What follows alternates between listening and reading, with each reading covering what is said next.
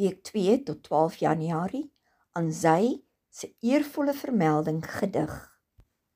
Stukkend uit die pen van Martie Grobler. Ek kan sit in die vlak grot, halfpad teen die berg op, my arms om myself geslaan, my oë dof gehuil. Trane is nie meer trane nie. Dit is lavaspore op my wang. Die wolkbreuk in my hart stort oor die walle van my oë.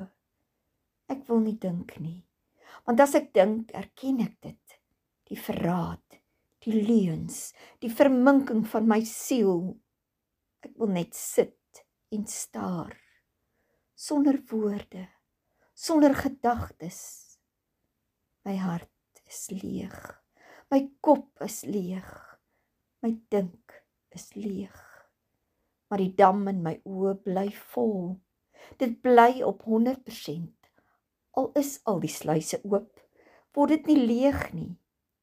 Jy het my verraai, jy het my vreugde gesteel, my lied saam met jou gevat, net vals note bly oor.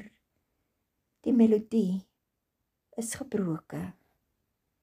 Jy het my verraai, gebreek, stukkend geskeur. Voorgelees en saamgestel deur Christa Diedriks.